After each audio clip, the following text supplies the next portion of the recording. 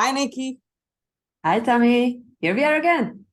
Yes, and we are just following up on episode 3 when we're starting to record our episode 4, because we hardly talked about the biggest winner of the weekend in Argentina.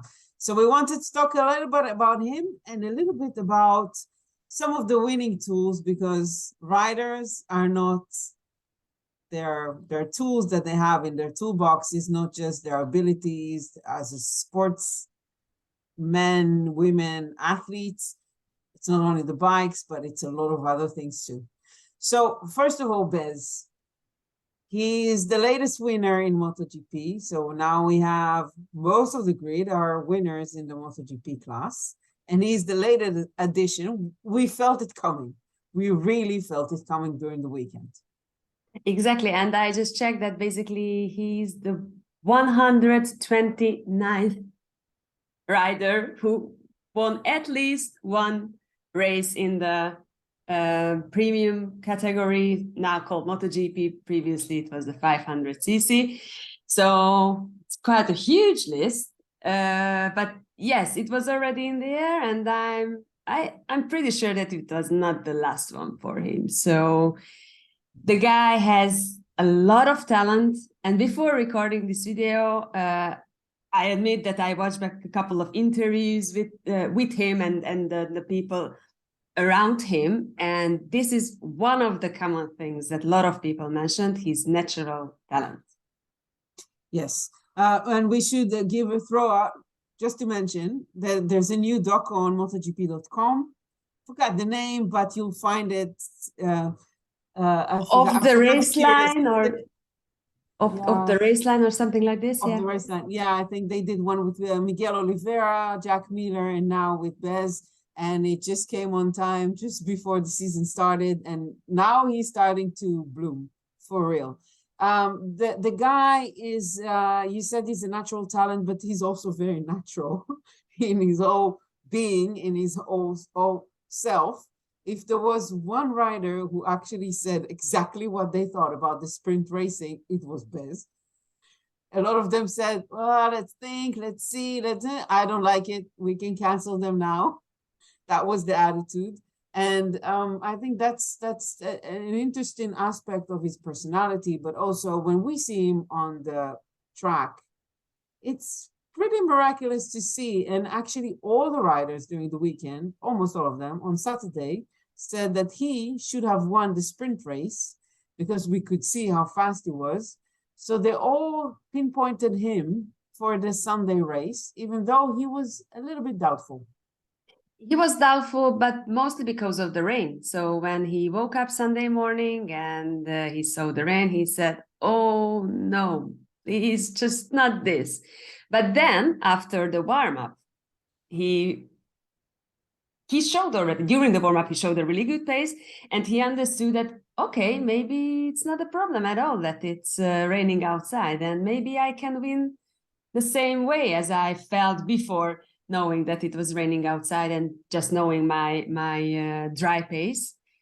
So yeah, he was the guy, I think, before the Sunday race, but already during the winter test, and already last year, a couple of times, first pole position already, first podium already. And during the winter test, he was fast. Maybe not, okay, I think Portimao last day, not, but he had some issue with the bike. So, but really, we could see how he built up himself just to 1 year. Yeah, we could see the growth and we could see the potential. It's funny to look at his background and to notice that he is also an ex-rider of Mahindra, another rider that grew in the more challenging manufacturer in Moto3. And we have already quite a list of riders, including Martin and Bagnaia, one of his best friends, and one of the people who actually said what you just said during the weekend, that this is not be the last time that we see him winning a race. It will not be the last time he will be overall faster, even though his team already tried to put a brake on it a little bit to stop the pressure maybe. And they said, well, we need time, we need to see how it goes. Of course, this is Bezzecchi of 2022 and up to 23. So there might be a change in a few weeks in how it works. And of course, other manufacturers maybe can catch up. So that will be interesting to see how he will hold up to it, and also how he will hold up to it after succeeding one time and making it. Yeah, and I think that's the must-to-do strategy from the team and from everyone around the rider after the first victory. Yeah, you need to enjoy the joy, but then 2 feet on the ground and then just concentrate on the next step. But don't forget, and I think that can be something maybe as a motivation as well for Bezz and for everyone, the result and then the performance, what we saw last year from Enea. Again, Enea was on a 1 year older bike. Yes, we know that last year Ducati at the beginning of the season, they had some issue with the new engine, with the new bike. This year it is not the case, but yet the last year Bezzecchi, it's already a good bike, winning bike. So yeah, he has the two, and let's see how the season evolves and his results. But just one quick note, because you mentioned his character and his personality. He's a part of being a natural talent. He's such a nice guy, as you mentioned, a funny guy. And already in Portimao, after his podium, I went to Laura Beretta, the press officer of the team on Bezz's side, and I asked her, please, I'm begging you, don't change him. Don't block him. Let him say what he thinks, because a part of the talent and the speed, he has a character, and a really lovable character. And let's wait and see. But just after his first victory, as I can hear from Italian friends and Italian media, the vibe around him from the fans and the Italian MotoGP fans already really, really big. Yeah, because it's really impossible not to love him. It's I'm working on a story now, because I did an interview with him just before during the test in Portimao. So I went over all the pictures, and one of the things that I'm telling you a little bit from the story that will come out in a few weeks. I scrolled down the pictures, because you have to go through all the pictures that you get from everybody, and you need to find the best pictures that suit your words. And usually I do that for my own stories because I like the visual. And I went through the pictures, and there is no other rider that I've seen so many pictures of him hugging people. Now, what struck me, okay, it's normal that they hug after they win, everything, but it's a hug that, the one that you crave for sometimes. And also, when I looked at the press release that we got last year, when they announced Luca and Bezz continuing for this year, and there's one picture of him smiling with Ucho, and the next one is him hugging Ucho so strongly that it looked like Ucho was almost choking. And that was so sweet. And that's Bezz. That's that kind of a guy. He's super appreciative of where he is. In some ways, it still feels that he cannot believe he's actually living his dream. And that's really nice to see. If you don't mind, we didn't discuss this in advance, but while I was also, let's say, preparing myself a little bit about Bezz, there's one name popping up a lot of times between his name, and this other name is Marco Simoncelli, because there are a lot of similar things in them as a rider, as a personality as well.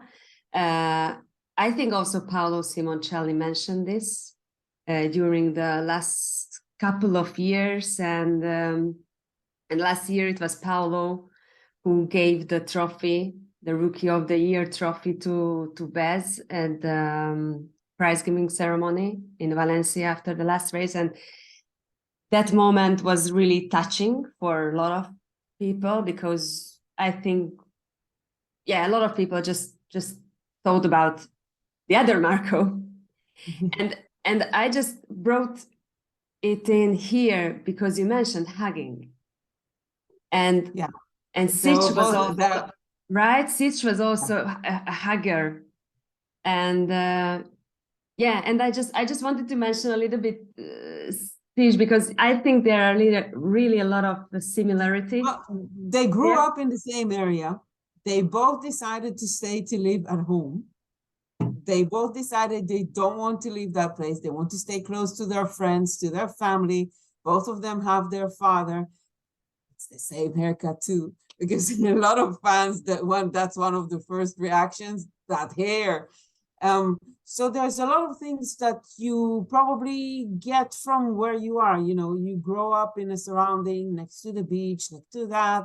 It's easy life. It's in that sense, you go around, you hang around with your friends, you ride the bicycle in the evenings on the shore, stuff like that, things that they used to do. And they also, well, we cannot ignore that. They also gained an older brother, a guiding light, or whatever you want to call it, in Valentino Rossi, which is also something that both of them gained and were assisted by, and maybe help them navigate where they are, and maybe also get the confidence to stay as they are and not feel the pressure to change or to fit to anything, because he allows them to be themselves. Yes, and I think more or less we arrived to the next point we wanted to mention. Because it's one of the things that, of course, it's a talent, of course it's hard work, of course it's the brain, because that's super important, but it's also the surrounding and the people you have around you. So it might be your family that have to sacrifice a lot, and if your family are not willing to sacrifice a lot, we won't see you on the track on these levels. But it's things changed a lot in the World Championship, and it became a lot more demanding. It gruesome in a way, and you have to find your paddock family. You have to. You cannot do that without it. And sometimes you even need it in earlier stages just to get there, because it's getting to be so tight and so difficult and so competitive.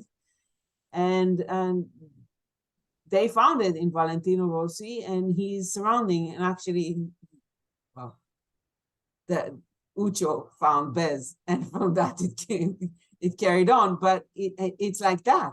They have to. Riders these days, they cannot be soulless. They cannot be somebody who just do it by themselves, because we saw it.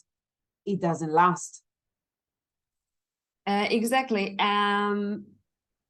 Where to start? I lost a little bit my my thoughts by listening to you. Sorry to everyone. Yeah, that lot of things changed in the championship. Yeah, now it's 21 weekends. We used to say weekends, but it's 21 weeks plus the test. So it's a lot of time away your family, a lot of time away your own bed. So plus all the duties, plus all the time they have to be away. Jack even said before the season started, he was hardly in Australia before the season started, because he needs to be in Austria. So a lot of them, and if they have contracts to get money from, they have to do that too. Yeah. Plus, don't forget the pressure that now the competition is really, really close. So in just like, I don't know, like in 10 years ago, let's say, 1 second was the difference between maybe the first and the second. Now, in 1 second, we have like 18 riders, almost the whole field. So the pressure. And also, if you say that, just to put a remark, a few years ago, if you had a bad day, you finished 5th. Today, if you have a bad day, you finish 16th. I think it's better to say this way, exactly. So yeah, the pressure, and the sport has changed a lot. clearly. And now these guys, not just riders, fast riders, but athletes. Back in the time, it wasn't like we remember the old pictures, riders on the grid with cigarettes. So, I mean, that was a different time. Listen, But now, even I got the opportunity to sit with riders, and they were drinking beer a night before a race, the evening before a race, and not one beer. It won't never happen these days, never. exactly. And this is something that, for example, his dad, I mean, Bezzecchi's dad mentioned in this series, in this MotoGP series, that the thing that changed a lot, that if you arrive to MotoGP or you want to arrive to MotoGP, then you have to train a lot in the gym with bikes. So it means that we see him less. So yes, the whole sport changed because of evident reasons or understandable reasons. But that's why the paddock family became a really, really important thing. Yeah, and on top of that, you also have the social media. You have all these kind of things that are also make it very hard to handle and to put aside and to dismiss and not to take into heart, because they are their first judges. They judge themselves all the time, and it's very easy to be judged in this sports because it's easy. There's time, there's a stopwatch, there's a flag, you know where you started, you know where you ended. So they have to deal with all of that, and they have to find their support group.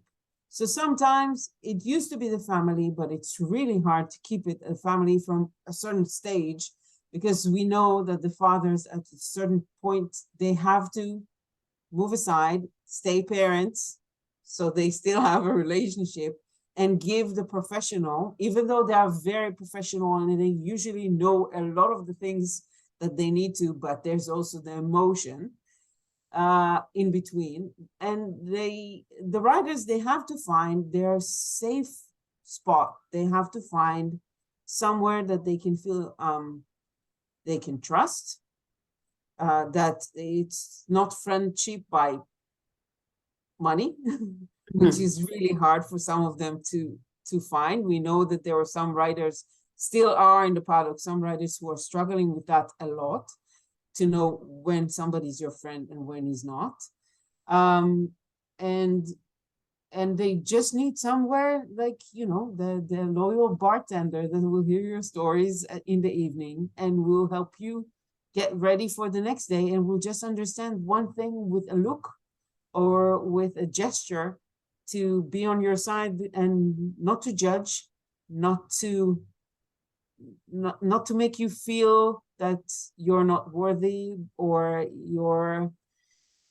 that you don't have the inner strength, to help you find your inner strength when you're lacking it sometimes.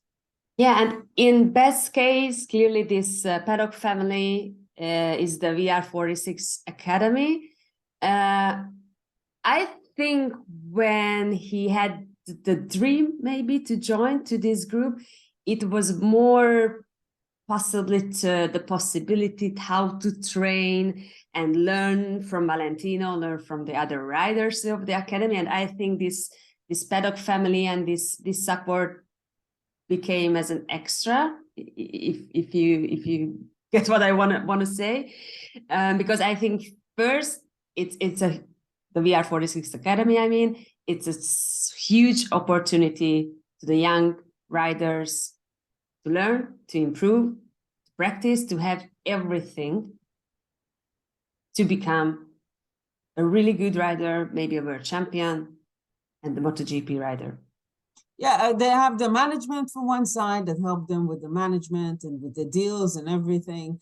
And so they escort them, even the riders all the riders who are working for the academy, with the academy, they get the help that they need with contracts and everything, but they also get all the other help that you mentioned. But in this group, you also have the biggest guy rider that ever existed in motorcycle racing, as your mentor, as your teacher, as your friend, and your number one supporter, who actually sits at home getting emotional watching the guys ride, the riders ride. I need to erase that word from my vocabulary. The riders, athletes, competitors ride. And then you have also your rivals, who are your friends. And some of them are your direct rivals. Some of them are in different categories, but they are your friends and they understand you fully. They are with you there, and you can trust them with everything, because they're also not your employers. Because there's a small issue here, because the teams, as much as it is a team, it's a family, they're still your employer. If you have a problem, if you fucked up, they still have money, they still have sponsors, they still have things to think about. Your friends are your friends. Yeah, and I was wondering that how difficult it can be, because, for example, with the VR46, we are talking about friends. They really spend time together off track, and not just because of training, but they have the birthdays and marriages, and I don't know, a lot of occasion to just celebrate the success of one of the other riders competing maybe in the same category as you. But I think, but just a sensation for me, that maybe they have something in their mind that, okay, if it's not me winning, at least at least this is one of my friends winning. So yeah. I think this can help, because we could see the harsh competition between Bezz and Pecco during the race, also in Argentina. So it's not that, okay, he's also from the academy, so no, sorry, go away, bye, thank you. No, I think that's also one of the tools that they're getting there, because if everybody can go and Google now races from the ranch, it's harsh. It's not easy what's going on there. And nobody is giving in, and nobody is giving any respect to Valentino or the number one rider now in the world, Pecco Bagnaia. They race, and we saw it also. They said it felt a little bit like the ranch on the some of the sessions during the Argentinian weekend. And actually, the VR46 and the companionship that was there, it's not new. We used to see riders in the past build some kind of mini society. In the past, a lot of the riders used to be married in younger ages, so we used to see them with their spouses. So in that sense, that's your secret strength, let's say. These days, we see, again, riders, a lot of them getting married quite young, but we also see actually other cliques building up. Some of it by their teams, like ex-Petronas, and some of them like the Andorra clique.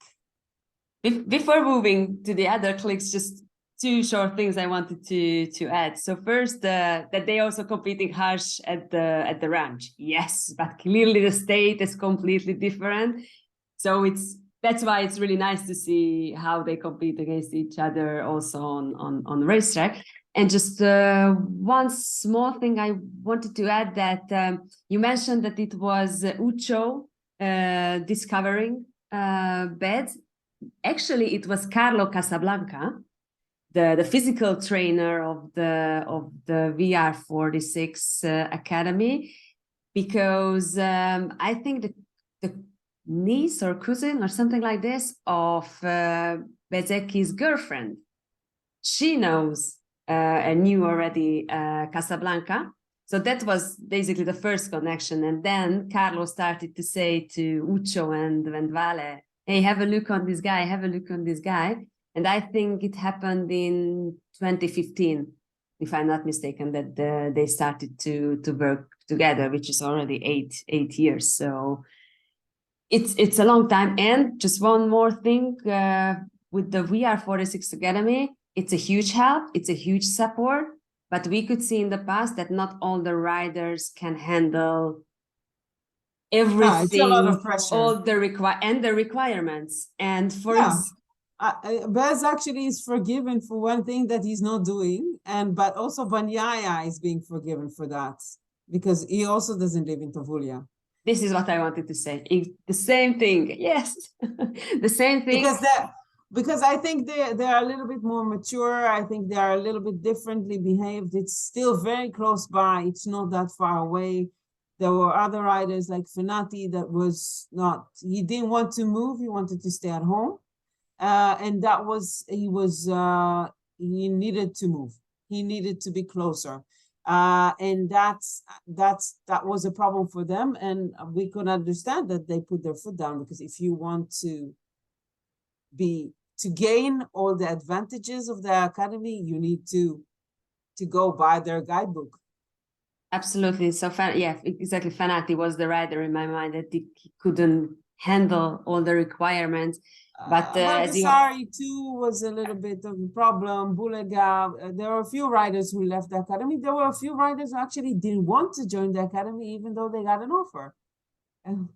Exactly. Like, should we mention them? Like Bastianini, for example. And just mentioning Bastianini now, maybe if there isn't anything you want to. Digia also, I think Digia. There were a few big riders that were there that got, but Digia also is coming from a little bit further away, so it's a different kind of. But so yeah, that's you have to follow the rules to be part of a clique. You have to be to gain, because this is a structure. It's a school. It's a school. It's not. It's a reason it's called the academy. Absolutely, absolutely. But as you mentioned, we can see other type of cliques and supportive surroundings, and let's say paddock families, or yeah, we saw one that is became very active. The one in Andorra, for example.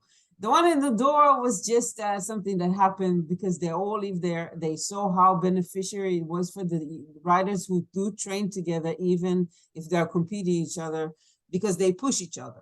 So we saw something happening in Andorra with Alish, with Maverick, with Miller, with the Binders, and and other ex-riders also who live in that area, because they needed somebody to train, they needed somebody to push them, because with all respect to normal exercising or their physical trainers, they are the elite athletes and they can push each other to the limits, and because they have to compete all the time. Yes, but as we can see, they're also care each other during the race weekends, but not just the riders, but also the wives, for example. So in Portimao, for instance, after Paul's crash, the wife of Alex Rins, Alexandra, was immediately on Carlotta's side and supporting her as much as you can do during a situation like this. And it was already during the session. So yeah. They are there for each other. Yeah, because riders, they understand riders, and spouses and families of riders, they understand the spouses and family, because it's not an easy task to be the spouse of a competitor. Any competitor is difficult, and when there's a risk involved, it's even harder. So they are there for each other. There's a known community actually between the wives in Superbike. It's a little bit a different vibe of a paddock that it's there for quite a few years now. In MotoGP, it more or less built, because just in the last few years, we're having so many married riders in the championship. Exactly. But beside the Andorra clique, we have other friendships. For example, Fabio Quartararo, we can see him by the side of Ayumu Sasaki, Tony Arbolino, and Jake Dixon. Clearly, this clique, let's say, is coming from the Petronas team era. Yeah, we also have the Aspar that are building. They are building their own academy with their role leading it, and the riders, they have to. Jake is a little bit of part of that too, because well, he's part of the Aspar family, but Terrell is guiding them since an early age, and they are helping them build in, but they're also like that building quite a strong friendship, because they get to know each other. They know the weaknesses, they know their strong points, but they also become friends because they are the people who they see every day. Because we also kept hearing, for example, you mentioned before Marco Simoncelli, we heard Dovi, for example, talk about Marco, and we still see the 58 on his airbag every time, because they competed one against the other since they were kids and they grew up together. So you're friends. And of course, we have to mention there's the brotherhood. We have brothers, and a lot of them, and that's also part of the surrounding that helps you. There's a reason a world champion that can clearly afford 2 homes, traveling homes in the paddock, is sharing it with his younger brother. So the Marquezes are actually sharing one, which is quite unique. Yes, but we could see in the past, for example, Scott Redding sharing the motorhome with Jasper Rivema. I think you also, when he had a chat earlier. We had Miller, and Miller shared it with Maverick Vinales. Exactly. But we also need to remember that there is a rule. When you're a rookie, you're not allowed to have your own motorhome.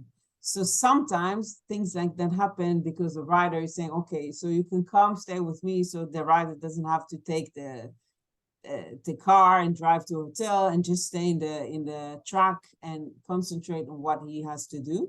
But having a brother in the paddock is also very helpful because if we talk, for example, about the Binders, who actually I met their parents during the Portimao weekend. Lovely people, really, really lovely people, as their kids, because their kids are awesome. One of the things that why Darren decided not to take an offer, because he had an offer to go to Superbike, was because in that case, they would never see each other. Exactly. And then clearly this can be good, but this can be also a stressful factor. Just don't forget what Aleix went through, for example, during the Portimao weekend with Paul's crash. So yes, everything has a positive and a negative, like the new parts, the riders, every time you say, yeah, there was some positive and negative. But one more aspect, thanks to these friendships, that still, also when they are competing in the same category, they can help to each other. But also when they are not in the same category. So for example, you can see Fabio on the grid every time with Jake in the Moto2 grid, and with Tony sharing some quick thoughts, ideas maybe. But that's also the other way around. So I saw Jake Dixon going to Fabio's pit box in Portimao just before the race. I think explaining him a couple of things, how the track condition was, for example. So it's an emotional support to each other, but not just that. Yeah, but in their case, actually, we also saw in the case of Tony Arbolino, for example, we saw actually also help with personnel, because we saw Jorge Lorenzo at the time, Tukin, Tony Arbolino, because he wanted somebody to train with. And then when he decided to retire, he handed over his personal trainer, Ivan, who became his personal assistant. It became a really, really strong force in how Tony is now. And now also working with Fabio Quartararo, it's just something like it's a mix of things that they help each other with, because, and we cannot forget also, just to mention that the elder riders, they usually keep in mind what the younger riders who are still not strong enough in the championship needs. So their voice is heard also in the safety commission on Fridays. They represent them, they keep them in mind, and they talk about it. For example, how Fabio Quartararo defended Sasaki post the Argentinian race and the punishment he got, because he strongly believed that Sasaki did not deserve that, and he thinks that punishment made the difference and the cause in a way to how Sasaki ended in the gravel.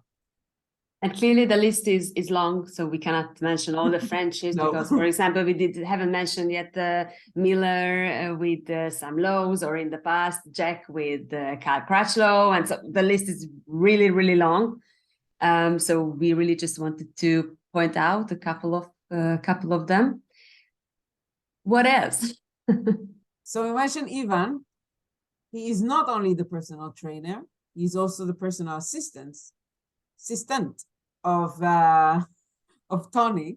And he's not the only one. He is not the only one who is there for the rider. And that's one of the little secrets. Of course, we started this with Ucho and Valentino, which is the first one. He was the first one who actually really did that job instead of somebody else that was supposed to be there to assist Valentino. And since then, there are many riders who actually keep an assistant for themselves. They either pay for them, and that actually makes them very loyal to the rider and not anybody else.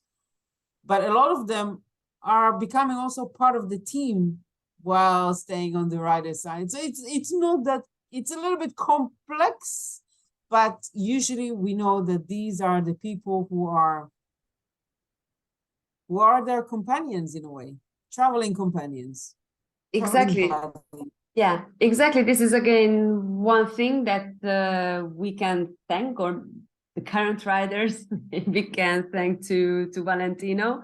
When you take your best friend, one of your best friends, or maybe a family member with you to assist you, to help you, because yes, you could say that, oh, come on, these guys just, I don't know, cannot take their own helmets and take it to the track where they can do the service, because clearly when you are in a lower championship level, you do it for yourself. But there are a lot of other commitments for a MotoGP rider, not just the MotoGP, in the World Championship, a lot of other commitments that the riders need to do. So they need this help, and it's important for them to find a person that they can trust, that maybe if they have a bad day, they can talk with, and help also being away from home for such a long time. So yes, it was first Valentino with Ucho, but now we can see also a lot of family members like Carola Bagnaia, sister of Pecco. There's another sister and brother there with Pedro Acosta and his sister Miriam, if I'm not mistaken. But then we can see fathers, Angel Martin for Jorge Martin, and also then clicking back to Bezz, because he's also supported by his father Vito, I wanted to say, because everyone knows him as Vito, but apparently in this MotoGP series we could learn that his real name is Ruggero, and maybe this Vito is just a nickname, but everyone knows him like Vito Bezzecchi, sorry. Yeah. But well, yeah, and they are, but at the same time, Bezz has his father, but still has his getaway with his friends and everything. So they are more close to his age. We have Jose for Marquez, even though he has his father there all the time, Julia, who's driving the truck, and his brother, Alex. But he still has Jose, who helps him with everything he needs. But he's also his companion who flies with him to all his duties as a Repsol Honda rider. And that friendship started from motocross. It started from training. It came from that. And I think that really helps the riders to find the balance and to stay grounded in a way, and to really have their safe area around. Because yes, the teams are, supportive and they are good friends and everything, but there is still sometimes you need that person you can say everything you want to on anything, and you should know that you can trust them and that it stays where it's supposed to stay. Exactly. And I think more or less this led us to end this episode. And in this episode, basically, we wanted to talk about the other facts that are really, really important and necessary and are must behind the rider's success. Not just the bike, not just being fast, but the emotional support. Yeah. A rider needs to feel happy as much as he can to be able to do his job. It's not just an emotional thing, it's a neurological thing, it's a proven science. You have to be happy to have quick responses, and that's what the riders need, and they need somebody to help them do that. Because a happy rider is a fast rider. Yes. Tadotsi says it a lot. Exactly. He has his clique. He has his own clique. The Three Musketeers, they have their own space. So that's all for episode 4. And we come back soon with the next one. Yes. So bye-bye. Bye, Nikki.